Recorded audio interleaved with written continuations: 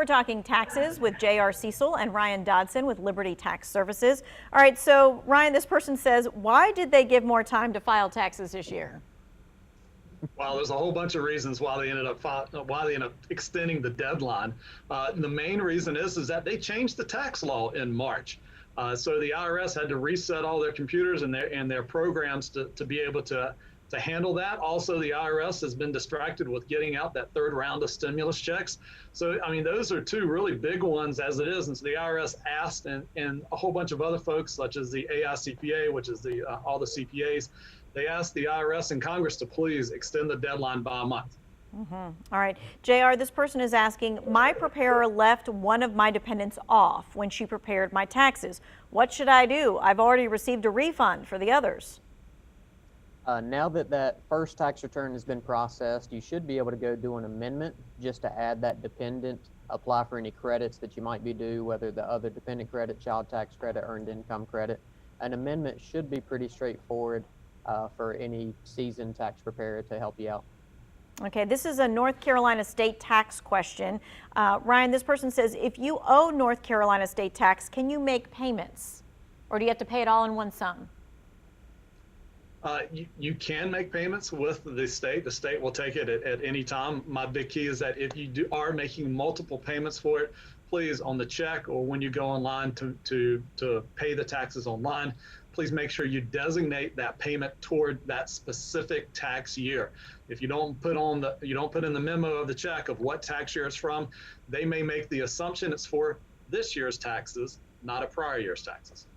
Okay. And just to be very clear again, as of today, you are supposed to be paying your North Carolina state taxes because the law needs to change. They're working on the law, and that means that, yes, they could assess you some interest rate, but they're probably not going to because they're going to waive the whole thing. Let's certainly hope so. Yeah, that's what they did last year. Let's certainly hope so. Okay, JR, this person is asking, if I did not receive the last stimulus of $1,400, do I have to wait until next year tax filing to claim the stimulus, or can I still claim it this year? Yes, so next year's tax return is the only way that you'll be able to claim the recovery rebate credit for the $1,400 stimulus. But I wouldn't give up hope yet. They are still processing some of those $1,400 stimulus checks. So keep an eye on the mailbox, watch your bank account if you had direct deposit set up. So you might not be out of luck yet, but yes, you have to wait and see on next year's tax return if you missed out on it.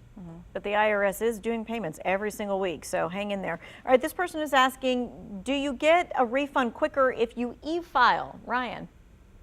Yes, by all means, you get it a lot quicker e-filing. Typically, 90% of all refunds come within 21 days from a federal perspective, so we highly encourage all of our clients to get in to e-file their tax return and to use direct deposit. All right, JR, this person says, how much can you gift to a child without incurring gift tax? Oh, I don't have the exact dollar amount in front of me. I believe it is right at $15,000, but there's some other factors that come into play. If that child is married, you might be able to gift to both individuals. If you're married, you and your spouse might be able to gift. I would truly make sure that you sit with a tax consultant before you make a transaction like that, but I believe it's right at $15,000. Okay. Ryan, this person says, I have a child who is turning 18. I understand that the child tax credit is going to start mailing out checks for those who are 17 and under. The child is going to be 17 all the way through the summer. Am I going to get a check?